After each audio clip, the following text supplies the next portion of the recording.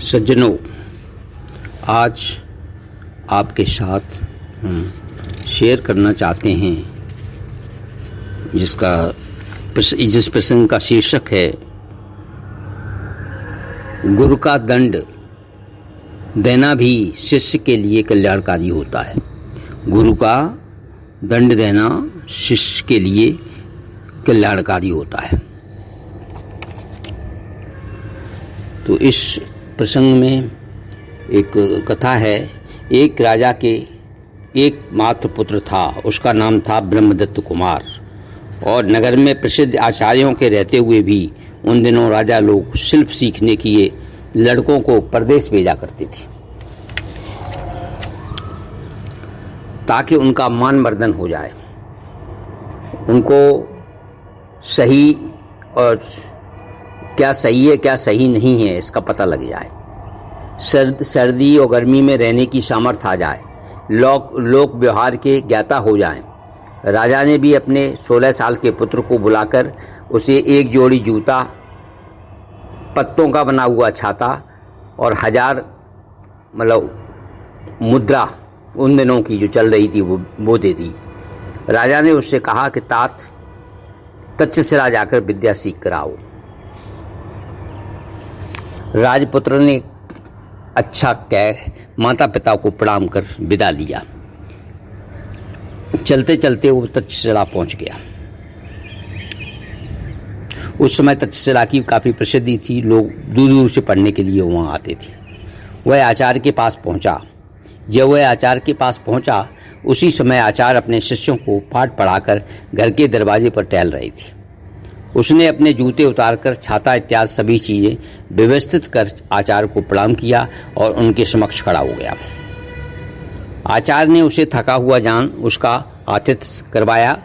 राजकुमार भोजन विश्राम आदि से निवृत्त होकर आचार्य के पास आया। आचार्य ने उससे पूछा, तात तुम कहाँ से आए हो? उसने उत्तर दिया, गुरुजी काशी से आया हूँ।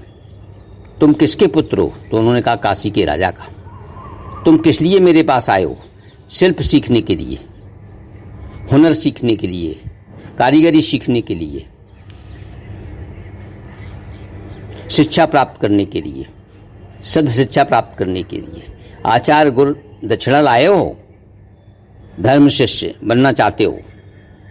उस राजपुत्र ने आचार्य में दक्षिणा लाया हूँ ऐसा कहते हुए उसने 1000 सोने के सिक्के उससे भरी थैली आचार्य के चरणों पर रख दी।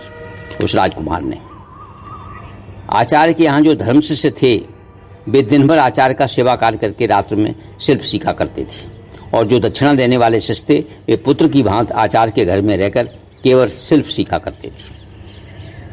आचार्य ने योग्य नक्षत्र में राजकुमार को विद्या सिखाना प्रारंभ कर दिया।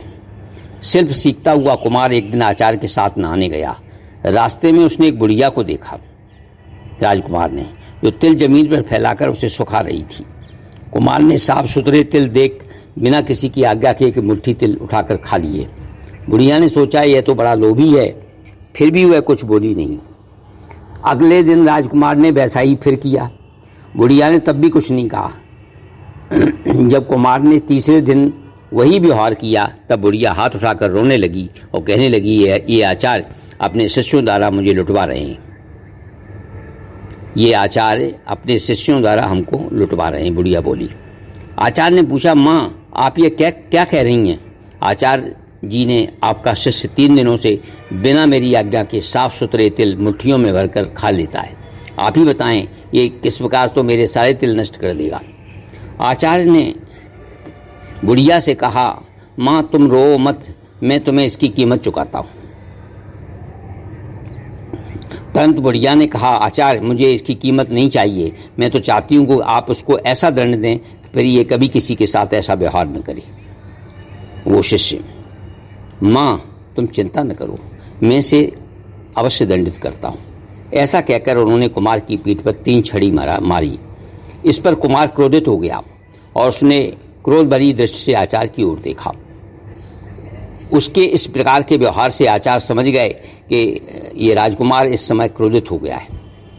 शिल्प शिक्षा पूरी होने के उपरांत कुमार मन में क्रोध धारण किए हुए आचार्य से विदा लेकर अपने घर को चला गया। जब माता पिता ने उसके बनाए शिल्प को देखा, अनुभव किया कि अब यह राजकाज संभालने के योग्य हो गया है, तो उन्होंने उसे राजा बना दिया। उस राजकुमार ने अपने अधिकारों का प्रयोग करते हुए आचार्य से अपने पिटने का बदला लेने की सोची। ऐसा सोच उसने आचार्य को बुलाने के लिए अपना दूत भेज दिया, क्योंकि वो राजा बन चुका था। आचार्य समझ गए कि राजकुमार क्रोधपूर्वक बदला लेने के लिए मुझे अपने यहाँ बुला रहा है। तत्पश्चात उसने सोचा कि अभी राजकुमार अनुभवी नहीं है, वह मेरी बातों को समझ नहीं सकेगा।